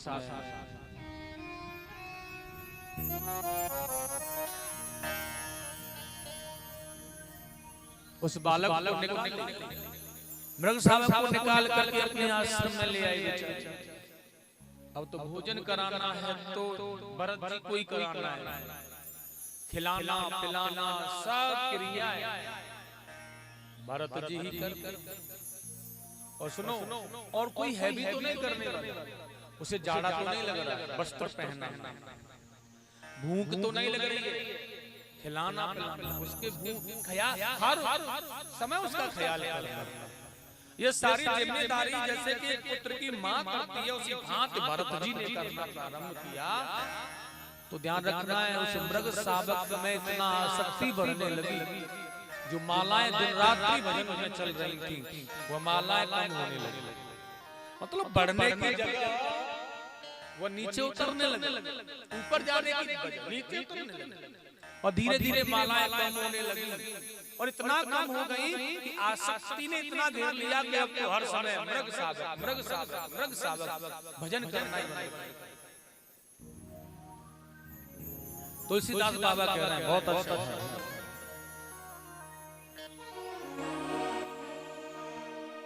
मोह सकल व्याधि कर मूला और ताही ते उपजत भवशूला। भैया यह मोह का बंधन ऐसा है, जन्म जन्म तक भजन करने वाले तपेश्वरी महात्मा संतों को नहीं छोड़ता। जन्म जन्म मुन जतन कराही, अंत राम कही आवत नाही। तो अंत समय पर राम का शब्द ना आकर के विषयों में युक्त हो जाता, पूरा जीवन भजन करने में चला गया, तो उसे मुक्ति नहीं मिलती, फिर उसे मोक्ष नहीं मिलता है। इसलिए हमें अपने कर्मों को सावधान रख करके रखना चाहिए, अच्छा कर्म करना चाहिए, जिससे कि हमारा जीवन इतना सरल हो जाए कि जब हमारे प्राण निकले तुम्हारे मुख से निकले राम कृष्ण श्याम, ऐसा निकले। और कितना सुंदर का इस प्रकार से एक बार बहुत से मृग आए आश्रम पर, और वह मृग शावक उन्हीं मृगों में मिलके चला गया, जिसमें आसक्ति हो, प्राण जिसमें बस गए हो, वह छोड़ करके चला जाए तो फिर मरना पड़ता है। दशरथ जी ने अपने प्राणों को राम जी पर में अटका दिया। आप सभी राम बन के लिए गए तो दशरथ जी जीवित नहीं रह पाए। मृग शावक जब चला गया अपने मृगों में मिलकर के, तो भरत जी जीवित नहीं रह पाए, इतनी आसक्ति थी। लेकिन राम ने, दशरथ ने राम में आसक्ति की तो मोक्ष मिला, स्वर्ग मिला, और भरत जी ने आसक्ति की तो मृग शावक में की, इसलिए मृग योनि मिली। ध्यान रखना, अब मृग योनि मिल गई। और किसी ने बड़ा सुंदर कहा भी है भैया, क्षण भंगुर जीवन की कलिका, फल प्राप्त को जाने के लिए आज मिल रहा है, कल मिले पता नहीं है, इसलिए आज जो आनंद मिल रहा है कल मिले यह संभव नहीं है, यह मैं गारंटी नहीं ले सकता कि कल भी हमें यह आनंद मिले, इसलिए जो मिल रहा है उसे लेते रहो। क्षण भंगुर जीवन की कलिका, फल प्राप्त को जाने के लिए मलयाचल की शीतल सुच मंद सुगंध समीर मिलन मिले, कलिकाल कुठार लिए फिरता, तन नम्र है चोट झीन झीन, भजले हर नाम हरि रसना, तू अंत समय खिली। पता नहीं कि अंत समय जब आएगा तो ये पैर काम करेंगे, गारंटी नहीं है साहब। ये हाथ ऐसे उठ करके भगवान के दर्शन के लिए जुड़े, ऐसे जोड़ सकेंगे, हाथ काम करेंगे पता नहीं, जिब्या उठ करके राम कह पाए पता नहीं। मन में भाव था कि बुढ़ापे में एक बार व्यास जी ने कहा है कि एक बार कह दो, जब प्राण निकले राम तो मोक्ष मिल जाएगा आपका, संभाल के रखा। किसी ने कहा भैया एक बार के लिए कहा है मोक्ष मिल जाएगा, एक ही बार राम करना, जीवन भर को कर्म करता रहा। और जब अंतिम समय आया ना तो क्या हुआ, खटिया पर पड़ गया, ना हाथ उठा ना पैर, आंखें भी काम नहीं कर रही, जिब्या उठ नहीं रही, बड़ा वैद्यों का इलाज चल रहा, राम कहने की कोशिश कर रहा है, नहीं कहा है। ध्यान तो है कि एक बार कहा था कि अंत समय पर राम बोल दो मुक्ति मिल जाएगी, अब प्रयास कर रहा है राम बोलने का बहुत प्रयास, लेकिन जिब्या नहीं उठ पा रही है, इसलिए ये जिब्या उठ पाएगी, राम बोल पाएगी कोई पता नहीं।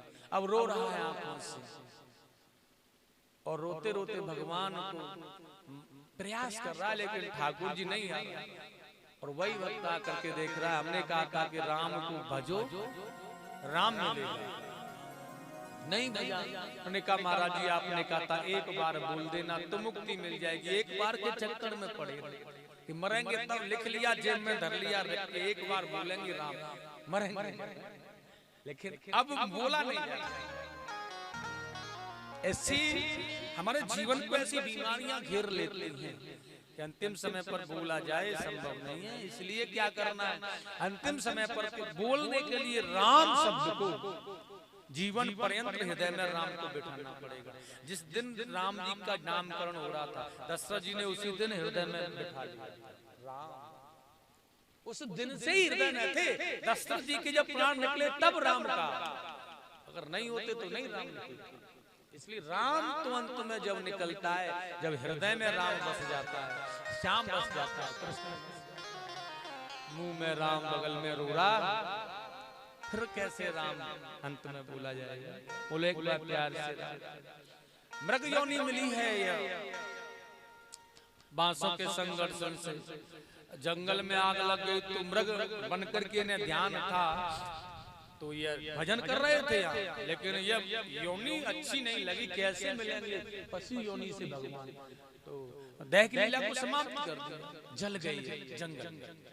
और जब जलने के बाद शरीर को फिर पुनः भेजा यहाँ, तो मानव बन करके आए पंडित जी के यहाँ। 2 पत्नियां थी उनकी दूसरी एक पत्नी से 9 पुत्र थे, दूसरी वाली से एक कन्या थी, उसके बाद एक पुत्र हुए। इनका नाम यहाँ भी भरत ही रखा, लेकिन इनका स्वभाव था भजन करना, उन्हें ध्यान है, मौका मिल गया है। देखिएगा प्रार्थना की भगवान से, अब पशु योनि को पाकर के भगवान थोड़ी मिलेंगे, आप थोड़ी मिलेंगे, भूल हो गई तो फिर मौका तो दो कम से कम।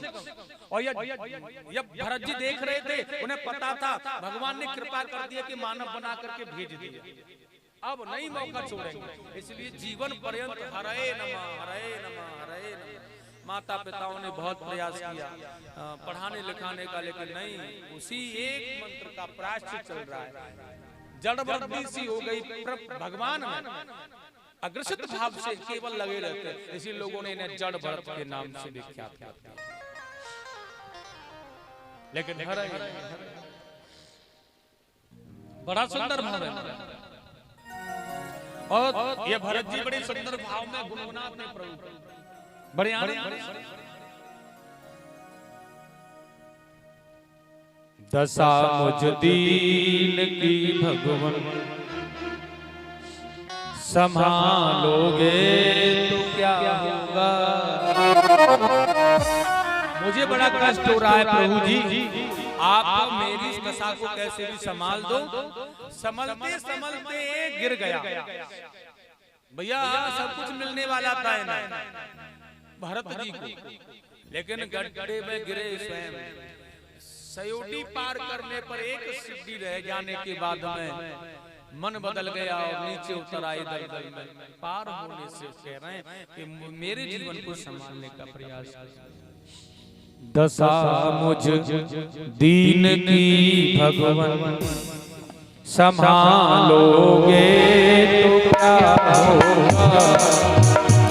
जो दीन की भगवन संभालोगे तो क्या होगा। दशा दीन की भगवन संभालोगे तो क्या होगा। दशा दीन की भगवन संभालोगे तो क्या होगा। मुझे चरणों की सेवा में, मुझे चरणों की सेवा में लगाओगे तो क्या होगा। मुझे चरणों की सेवा में लगाओगे तो क्या होगा। मुझे चरणों की सेवा में लगा लोगे तो क्या होगा। मुझे चरणों की सेवा में लगा लोगे तो क्या होगा।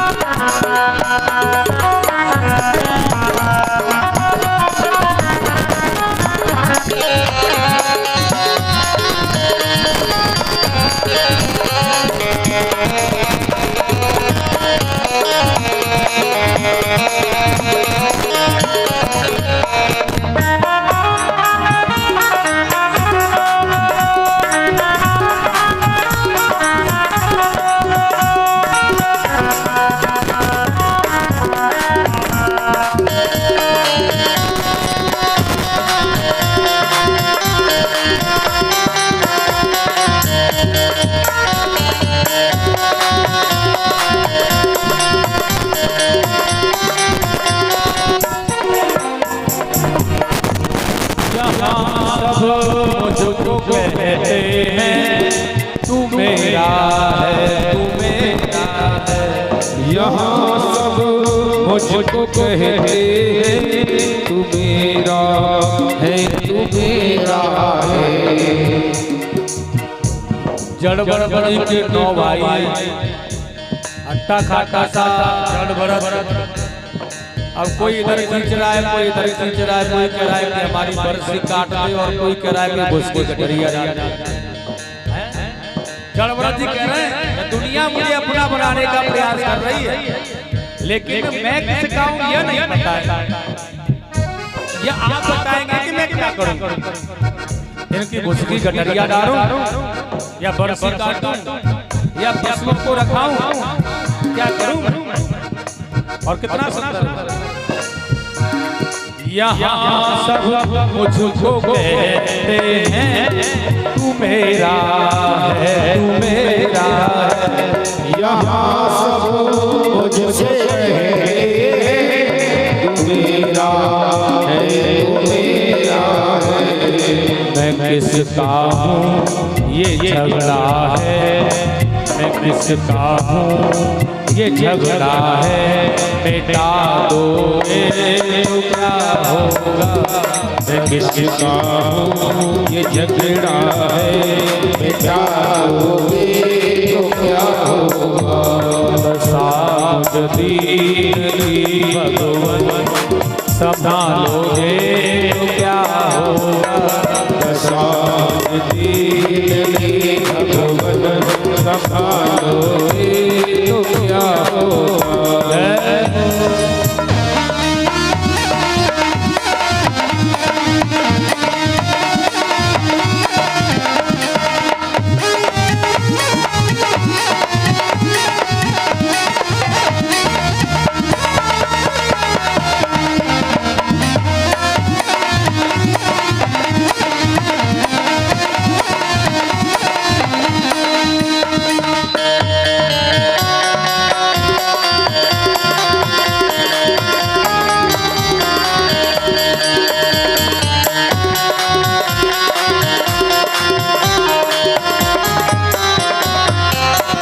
और कहा हे भगवान जिन्होंने तुमको करुणा कर पतित पावन बनाया है, जिन्होंने तुमको करुणा कर पतित पावन बनाया है। जिन्होंने तुमको करुणा कर पतित पावन बनाया है। जिन्होंने तुमको करुणा पतित पावन बनाया है। उन्हीं पतितों को तुम पावन, उन्हीं पतितों को तुम पावन बना दोगे तो क्या होगा। उन्हीं पतितों को तुम पावन बना दोगे तो क्या होगा। अगर चरणों की सेवा में लगा लोगे तो क्या होगा। अगर चरणों की सेवा में लगा लोगे तो क्या होगा। साज दीन भगवन संभालोगे तो क्या होगा। साज दीन भगवन संभालोगे तो क्या होगा।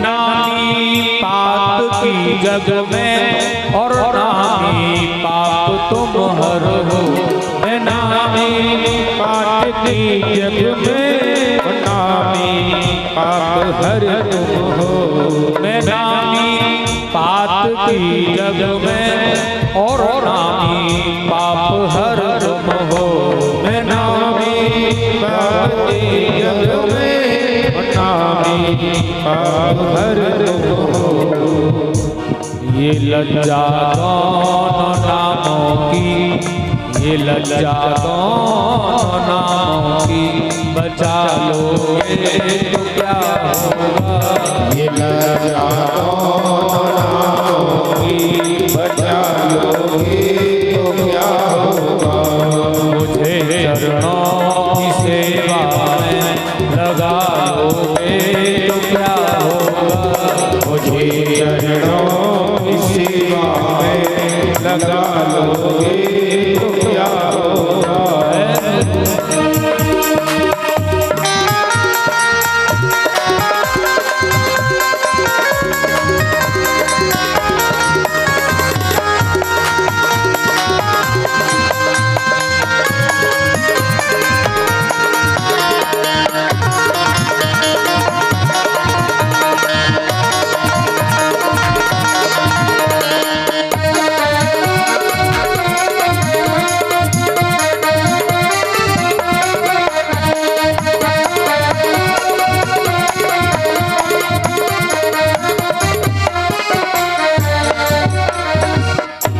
अजामिल गीत गढ़का को गया गंगा में तारा था अजामिल गीत गढ़का को गया गंगा में तारा था अजामिल गीत गढ़का को गया गंगा में तारा था अजामिल गीत गढ़का को गया गंगा में तारा उसी में हम जैसा पापी उसी में हम जैसा पापी मिला लोगे तो क्या होगा उसी में हम जैसा पापी मिला लोगे तो क्या होगा। दशा मुझ दीन की भगवन संभालोगे तो क्या होगा दशा दीन की भगवन संभालोगे तो क्या होगा। अगर चरणों की सेवा में लगा लोगे तो क्या होगा अगर चरणों की सेवा में लगा लोगे तो क्या होगा। अगर चरणों की सेवा में लगा लोगे तो क्या होगा चरणों की सेवा में लगा लोगे तो क्या होगा। अगर चरणों की सेवा में लगा लोगे तो क्या होगा चरणों की सेवा में लगा लोगे तो क्या होगा। अगर चरणों की सेवा में लगा लोगे क्या होगा चरणों की सेवा में लगा लोगे तो क्या होगा। लगा लोगे क्या होगा लगा लोगे तो क्या होगा। लगा लोगे क्या होगा। बोली वृंदावन बिहारी लाल की जय हो गुनगुनाते हैं जड़ भरत जी बात। जय अपनी शरण में बुलाए भगवान आप हमें तो माता पिताओं ने पढ़ाने की बहुत कोशिश की लेकिन नहीं पढ़ पाए। पिताजी पांडित कर्म करते थे तो कोशिश की ये 2 4 6 10 मंत्र याद कर ले तो फिर यही से गुजारा चल जाए, लेकिन सब मिथ्या समझ करके उन्होंने केवल एक ही सहारा लिया है, प्रायश्चित कर रहे हैं भगवान के और हरे नमः का जाप। माता पिता चल बसे,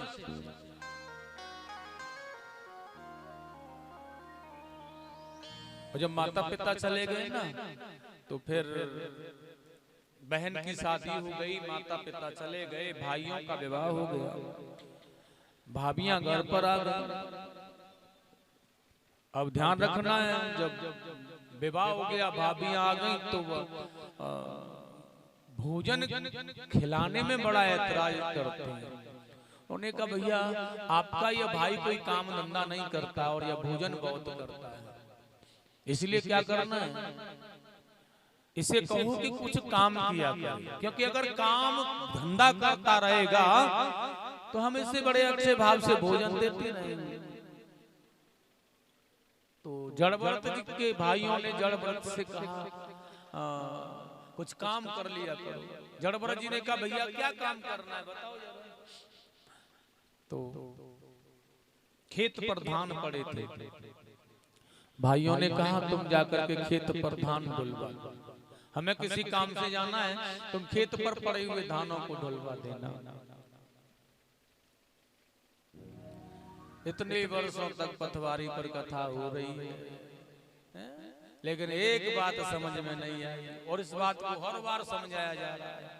तो फिर और बाकी तो बहुत कड़ी बातें हैं, बड़ी नियम पूर्वक बातें हैं। बाकी एक बात समझ में नहीं आई कि कथा में बैठ जाए आकर तो ऐसे इधर उधर मत देखो भैया, प्रसाद में क्या आया है, कौन आया है, इसे मत देखो। बस यह छोटी सी बात समझ में नहीं आई है तुम्हारे, बाकी इतनी बड़ी कथा कैसे समझ में आई, छोटी सी बात समझ में नहीं आई। अभी तक इतनी कथाएं हो गई हैं, उदयपुर गांव के बराबर कथा तो होती नहीं किसी गांव में भाई, इतनी कथा इस गांव में होती है। और जब से पथवारी मैया पर कथा प्रारंभ हुई है तब से तो आनंद ही है, फिर तो 3-3, 4-4 कथा हो जाती है गांव में, और इतनी कथा सुनने वाला श्रोता की हालत ऐसी है तो जैसे वर्षों में कभी कभी मिलती है उसकी हालत क्या होगी, ऐसे श्रोताओं की क्या दशा होगी। या फिर तुम मान बैठे हो कि कथा तो अपने घर की है, जब जी में आए सुन लेते हैं, तो फिर क्या करना है, जिके पड़े हैं कथाओं से। तो भगवान की कथा कैसे सुननी चाहिए, सुखदेव जी कह रहे हैं सदा सेव्या श्रीमद् भागवती कथा। इस कथा को तुम सुन रहे हो, इसे तो जीवन भर सुनते रहो ना बैठ कर, कोई काम ही न हो जीवन में, मृत्यु काल तक सुनते ही रहो प्रतिदिन इसे, तो भी नहीं झिक सकते। तो भी इससे हमें ऐसा नहीं लग सकता कि हम क्या सुन रहे हैं, जीवन भर सुना खराब हो गया, नहीं, यह जीवन बदलने वाली है, जीवन को उज्जवल बनाने वाली, प्रकाशित करने वाली, इसलिए झिका नहीं जाता। इसलिए केवल एक मात्र भाव बदलो। कथा तो जो भी है जैसी भी है ठीक है, लेकिन अपने जीवन का एक भाव बदलो केवल। और अभी तो तीसरा दिन चल रहा है, अभी तो 4 दिन हमारे पास ही बाकी रह गए, तो इस जीवन के एक भाव को बदलना क्या। उन्होंने कहा अब कल देखें या अभी देखेंगे थोड़ी देर में, अभी तो श्रोता शाम के 5 बजे तक आते हैं यहाँ, तो पता है, तो बस ऐसे देखना मत उसकी तरफ कौन आ रहा है, ये काय को आया कथा सुनने, या तो आनो ही ना इसे नहीं ऐसी भावना नहीं होनी चाहिए। और किसी को देखना नहीं, कथा में मन लगाए तो सीधे डायरेक्ट उसी से संबंध रखो कथा से, बाकी कौन आ रहा है कौन जा रहा है वो 3 घंटे के लिए ध्यान में ही मत रखो। उन्होंने कहा आंखें बड़ी चंचल हैं, देखती हैं महाराज, तो आंखें बंद करके कथा सुनो, मत देखो किसी को, बंद कर दो, देखो ही मत, सुनते रहो कानों से, हृदय की आंखें खोल लो, उससे देखो हृदय की आंखों से क्या चल रहा है, कथा कहाँ चल रही है, कौन आ गया कथा में, सुखदेव जी हैं या भगवान हैं, वो हृदय के पट खोल करके देखते रहो। इन आंखों से देखोगे तो यह चंचल है, यह संसार के विषयों को दिखाती है। बोलो राधे राधे, क्यों आवाज नहीं, जोर से बोलो राधे, वृंदावन बिहारी लाल।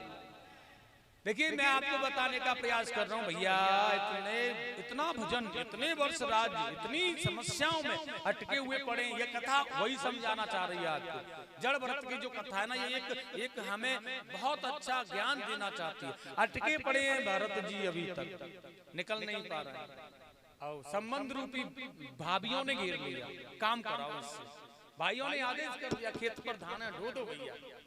अब जड़ व्रत क्या करे, संबंधों को निभाया भगवान को, बड़ी समस्या है। अब भाइयों से प्रेम करते हैं इसलिए चले गए खेत पर, आगे न कहें काम के लिए, इसलिए ऐसा काम किए देता हूं। तो खेत पर पड़े धानों को सारे गांव वालों के पास में गए, डलवा दिया। भैया जिसके घर चूल्हा नहीं चल रहा है ना, वही अपने अपने बोरा लेकर के धान ले आओ और चूल्हा चला। और सारे गांव वाले गए, सारे खेत पर से धानों को भर करके ले आए, अपने घरों में रख लिया। उसके घर नहीं डाला, डलवाने के लिए थोड़ी कहा था, वो तो अपने घर ले जाने के लिए था। और सज्जनों, लेकिन आज भाइयों ने आकर देखा हालत खराब, खेत पर एक भी दाना नहीं। घर पर आए तो एक भी दाना नहीं, दूसरों का चूल्हा चल रहा, अपना बुझ गया। चड़वर जी ने कहा तभी तो काम बनेगा मेरा। अब ये नहीं कहेंगे काम की कभी। अब भाभीियों का क्रोध और ज्यादा बढ़ने लगा। सुनो, अब तो बिल्कुल भी भोजन नहीं दिया जाएगा इसको, इसने काम बिगाड़ दिया। अब तो ये काम जब करके दिखाएगा तभी भोजन मिलेगा। भैयाओं ने कहा भैया अब कौन सा काम करवाएं इससे, ये तो बिगाड़ देता है काम। उसने कहा एक काम करो जड़ व्रत, क्या फावड़ा लेकर जाओ खेत पर और खेतों को गोदो, मेड़ों को ठीक करो। इसमें क्या नुकसान है भाई, इसमें तो कैसा भी बिना मंदबुद्धि वाला व्यक्ति भेज तो ये तो कर ही देगा। ऐसा भाइयों की सोच थी, क्योंकि बिना काम के संसार रखना नहीं चाहता है, और संसार जिसे रखना नहीं चाहता उसे भगवान अपनाना चाहता है।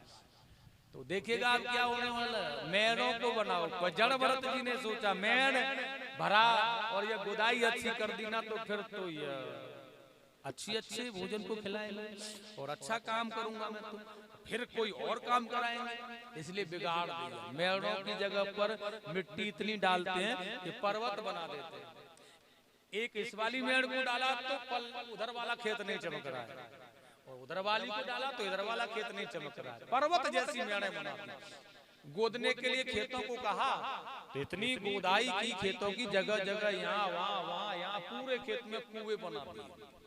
भाइयों ने आकर खेतों की हालत देखी, राम राम, बिगाड़ दिया मामला। और तो सही कराना पड़ेगा तभी फसल उग सकती है, और वह सही करा रहा है, लेकिन अब तो बिल्कुल भी भोजन नहीं मिलेगा।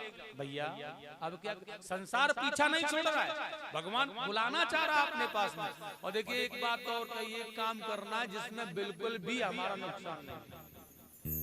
वह कौन सा काम है? निकट चिड़ियां आती हैं खेत पर, उन चिड़ियाओं को रखाना। तो जड़ व्रत जी महाराज खेत को रखाने लगे। चिड़ियां आ रही हैं, चहकती हुई चिड़ियाओं ने आकर के खेत का दाना खाना चाहा।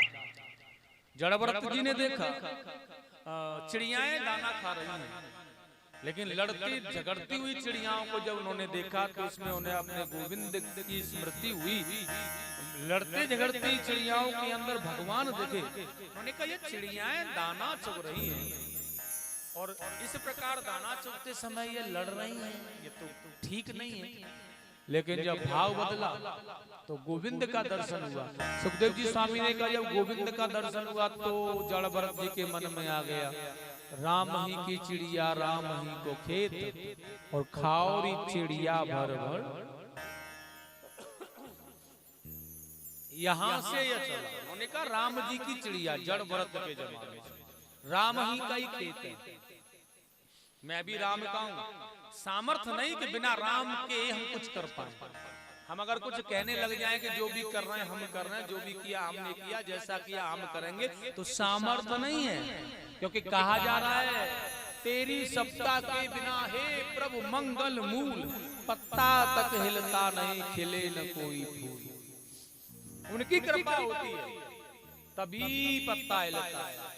तो हमारी तो औकात और बातें क्या कि हम हिल जाएं, इसलिए उनकी कृपा बनाए रखो। सब हर प्रकार से कौ करने वाले कौन है? वही अपने आराध्य जो भी हैं, अलग अलग रूप में नाम दे रखा है, बाकी काम तो एक ही है सबका, लेकिन जो भी मान लिया वही है।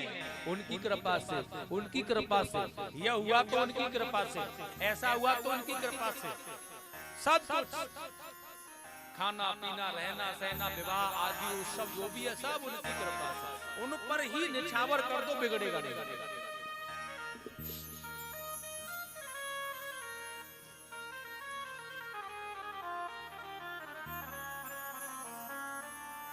स्वामी सुखदेव जी ने कहा चिड़ियाओं को नहीं रखा रहे जड़ व्रत, प्रेम से पाओ, लेकिन पाते पाते काम क्या करना है, झिक के खाओ, पेट भर के खाओ, लेकिन गीत राम के गाओ, राम के गीत गाओ।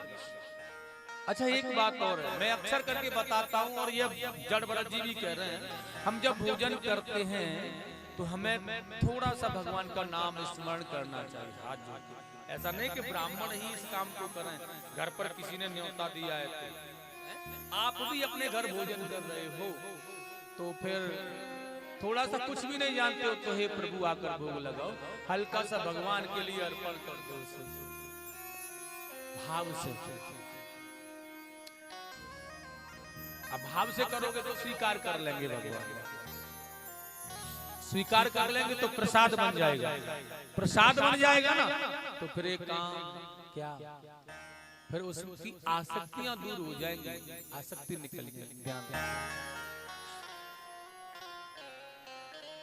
लेकिन हम ऐसा नहीं करते हैं, भगवान को भेंट करने के बाद में ग्रहण नहीं करते, भगवान को भेंट करने से पहले ग्रहण करते हैं। ठाकुर जी को बाद में भेंट करेंगे, पहले स्वयं ग्रहण करोगे, स्वयं ग्रहण करोगे। और सुनो अप्राप्रज्ञा महाराज जी, नहाने में देर हो जाती है, डॉक्टर का इलाज चल रहा है, पहले नाश्ता कर लेते हैं। अब जैसे तुम हो वैसे ठाकुर जी को भी बना लो, क्या है, उन्हें भी नाश्ता कराओ, उन्हें क्यों नहीं करा रहे, उनको भी कराओ घर पर नाश्ता, तो वह भी करना जाए। बड़ा सुंदर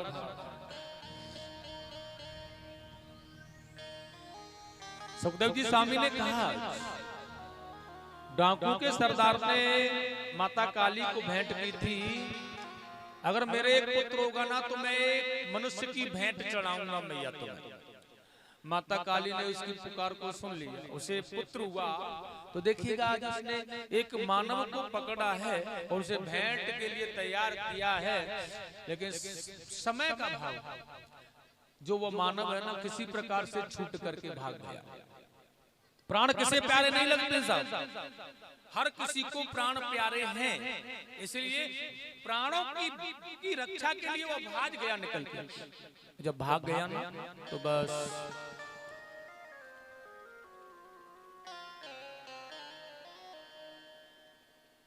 डाकू के सरदार ने कहा, भैया भेंट तो माता रानी को आज ही चढ़ानी, इसलिए जब आज गया है तो उसे पकड़ के लाओ। और ढूंढने लगे, पकड़ने लगे, लेकिन वो हाथ नहीं लगा। सुखदेव जी ने कहा, खेत की मेड़ पर बैठे जड़ भरत जी मिल गए। और देखिए जड़ भरत जी को यहाँ 4 व्यक्तियों ने पकड़ लिया, उठा करके चल दिए, जा रहे हैं हरे नमः हरे नमः हरे नमः। कुछ नहीं कहा कि क्यों ले जा रहे हो, कहाँ ले जा रहे हो, जा रहे हैं। ला करके निलाया धुलाया और निलाने के बाद में वस्त्र पहनाए बढ़िया से, माता रानी को अच्छा करके चढ़ाएंगे से तो ज्यादा आनंदमय होंगे। और बहुत अच्छा, भूखा तो नहीं है, भेंट जो चढ़ाई जाए वो भूखे पेट नहीं, तो भोजन व्यंजन खिलाया, बहुत अच्छी प्रकार से पेट भरवाते। जड़ भरत जी बड़े आनंद से 36 प्रकार का व्यंजन सब लेकर आए माता काली के दरबार। भेंट चढ़ाने के लिए माता काली का दरबार जड़ भरत जी ने देखा, अपना सर उनके चरणों में रख दिया। ममतामयी हो तुम, इसलिए आज तुम्हारी कृपा हुई है मैया। और माता को अनंत भाव से उनके चरणों में गिरे पड़े हैं, वंदना कर रहे हैं। बहुत ज्यादा देर हो गई, सेवक ने कहा, महाराज भेंट चढ़ा दो, ऐसा नहीं ये भी निकल जाए। सरदार ने तलवार लेकर के गर्दन काटना चाहा और उसी पल वह भद्र काली माता प्रकट होकर के निकली, सारे से सैनिकों को मार डाला। और देखिए उन पापियों का वध किया, सबको मार डाला, रुधिर मुंडों से खेलने लगी। और आज भक्त की रक्षा की माता काली, विमल भक्ति का वरदान दिया है आज जड़ भरत जी को। पुत्र, तू अपने प्रभु के ध्यान में इतना मग्न हो रहा था, मेरे चरणों में पड़ा पड़ा भी मैं देख रही थी, इसलिए मैंने तेरे प्राणों की रक्षा की। अब मैं चाहती हूँ कि तू निश्चल भाव से संसार को छोड़ करके भगवान अपने प्रभु का ध्यान कर। इसलिए आज माता की आज्ञा पा करके जड़ भरत जी इच्छुमती नदी के किनारे आकर के बहुत सुंदर बालका में स्थित समाधि में बैठ करके भजन करने लगे। और सुखदेव जी स्वामी ने कहा, राजा परीक्षित, जब ये यहाँ बैठ करके भजन कर रहे हैं ना तो बड़ा आनंद आ रहा है, लेकिन सौंद सौवीर देश का राजा रहुगण आज पालकी में बैठ करके और भगवान कपिल के यहाँ दिव्य ज्ञान प्राप्त करने जा रहे हैं।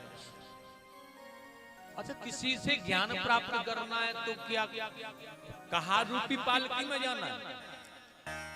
उन्होंने कहा, भैया इस पालकी को तो तभी अपनाओ जब दुनिया से जाना हो, उससे पहले इसे अपनाने के लिए अहंकार जागृत मत करो। लेकिन ज्ञान की प्राप्ति वैराग्य धारण करके की जाती है। यह कहार रूपी पालकी में बैठ कर, तो वैराग्य में पालकी नहीं होती, वैराग्य में तो साधना होती है। इसलिए साधना युक्त होकर के ज्ञान की प्राप्ति करो। कपिल भगवान के यहाँ पर जा रहे हैं, उनसे दीक्षा ग्रहण करनी है, ज्ञान अर्जित करना है। लेकिन यहाँ मार्ग में कहार बीमार पड़ गया पालकी का। तो राजा ने आदेश किया, किसी को पकड़ो, यहाँ से कोई मिल जाए तो पालकी में लगा दो, हम राजा।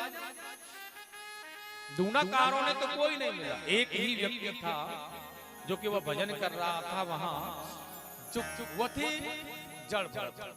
पकड़ा, पालकी में लगा दिया, पालकी धोने लगे। लेकिन जड़ भरत जिस तरह पालकी धोते हैं ना, वैसे कोई नहीं धो सकता। उन्होंने कहा, वो कैसे धोते हैं? उन्होंने कहा, जब वो मार्ग में होकर के ऐसे जाते हैं ना, तो नीचे देखते ही जाते हैं कि कोई छोटा जंतु निकल के तो नहीं जा रहा है। अगर वो जा रहा है ना निकल के, तो पैरों के नीचे कुचल ना जाए, ये ध्यान रहता है उन्हें। इसलिए जब वो पैरों के नीचे आने से बचता है, छलांग लगा देते हैं। आना चाहता है तो छलांग लगा देते, कभी कभी बच भी जाता है तो भागने लगते, कभी रोने लगते, कभी हंसने लगते हैं। इस प्रकार का भाव है। आज देखिएगा जड़ भरत जी का। मैं पालकी ढूंढ में बैठा व्यक्ति, कहार लगे हैं, कभी एक व्यक्ति रुक रहा है, चार भाग रहे हैं, तो पालकी हिलती है। पालकी हिलने पर राजा का सर पालकी में लगता है, बैलेंस बिगड़ता है।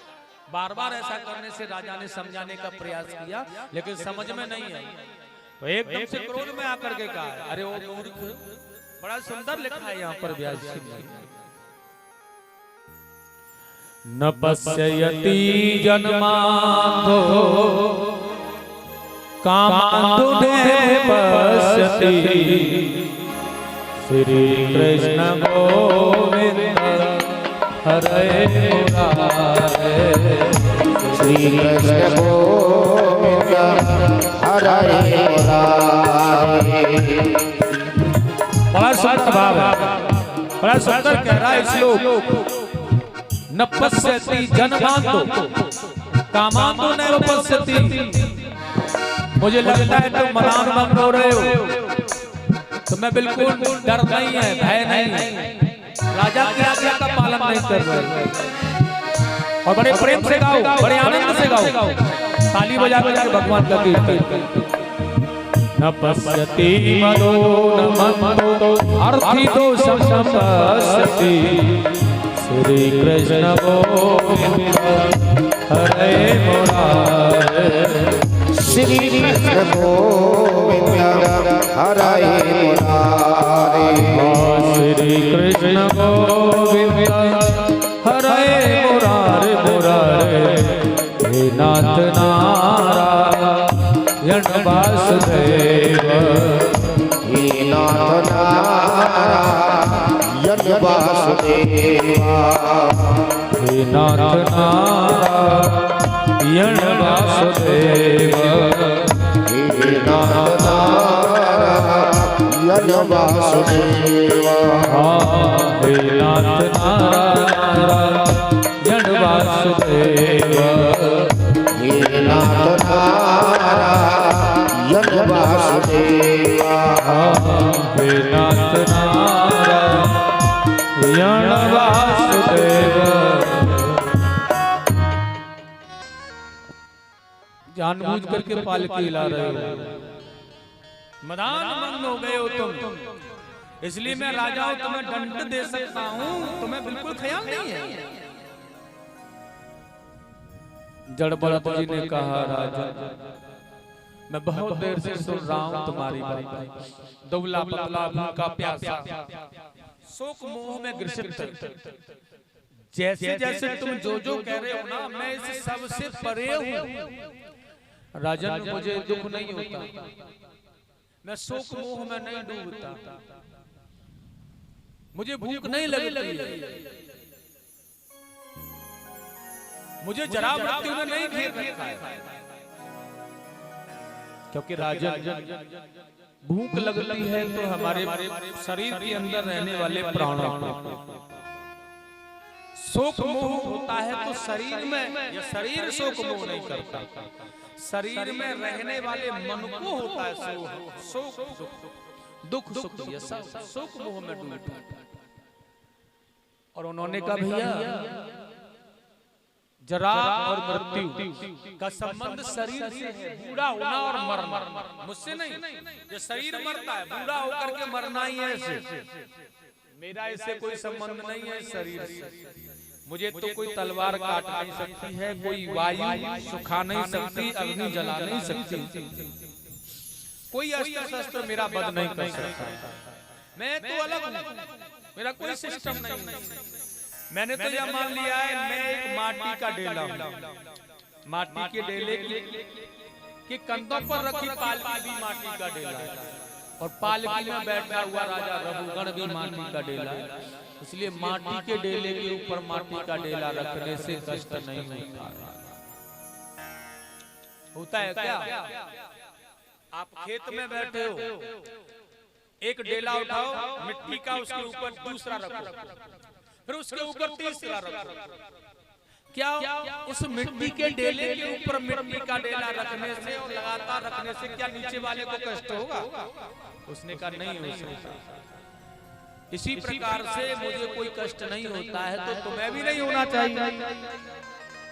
जब नीचे वाले को कष्ट नहीं हो रहा है और ऊपर वाला डेला कहे मिट्टी का कि मुझे कष्ट हो रहा है, तो यह संभव नहीं। जब नीचे वाले को कष्ट नहीं हो रहा, उसके ऊपर और रखे चार, उस ऊपर वाले को कैसे हो सकता जब नीचे वाले को नहीं है? उसने कहा नहीं, मुझे हो रहा है। तो क्यों हो रहा है? उसने बड़ा सुंदर कहा, क्योंकि तुम्हारा मन विषयों में युक्त है, इसलिए हो रहा है। जड़भरत जी ने कहा, राजा रघुगण, वैसे तो रघुगण ने इतना सुंदर ज्ञान जब पाया तो उन्हें ऐसा लगा कि मेरी परीक्षा लेने के लिए कपिल भगवान आ गए। ये साधारण मानव नहीं हो सकते। निकल के आए, पालकी से उतर करके प्रणाम किया चरणों में, और प्रणाम करने के बाद हाथ जोड़ करके वंदन किया, क्षमा याचना की। लेकिन अब प्रश्न किया है, आपने कहा माटी के डेले पर माटी का डेला रखने से कष्ट नहीं होता है। तो एक मैं आपसे प्रश्न कर रहा हूँ गुरुदेव, एक चूल्हा है, चूल्हे पर एक बटलोई रखी है, उस बटलोई में पानी है। अच्छा, चूल्हे में नीचे अग्नि जल रही है, वह जलती हुई आग, दहती हुई अग्नि पानी को गर्म कर रही है, पानी को तो गर्म करेगी। अच्छा गुरुदेव, अब उस गर्म पानी में चावल, दूध, चीनी, मेवा डाल दे तो बढ़िया वाली खीर बनेगी या नहीं? क्यों जी अन्ना? खीर के लिए तो बड़ा मन कर रहा है, लपलपा। गरम पानी में चावल, दूध, चीनी डालोगे तो खीर बनेगी या नहीं बनेगी? गुरुजी ने भी कह दिया हाँ बन जाएगी। अब गरम पानी में चावल, दूध, चीनी डालने से खीर बन रही है, तो फिर विषय कहाँ? फिर तो कष्ट होना चाहिए। जड़भरत जी ने कहा, सुनो, जिस गर्म पानी को तुम कर रहे हो ना, आग लगा करके उस गर्म पानी को और ज्यादा तेज गति से पकाओ, और पका करके बहुत अच्छी तरह से उसमें कंकड़ पत्थर डाल दो। क्या पक जाएंगे? नहीं पकेंगे। अच्छा, कंकड़ पत्थर गर्म पानी में डाले जाए तो खीर बनेगी क्या? नहीं बनेगी। इसी प्रकार से अपने जीवन को कंकड़ पत्थरों से युक्त बना करके रखो तो आनंद मिलता है। बोलो गोविंद भगवान की, आनंद कंद भगवान जय हो।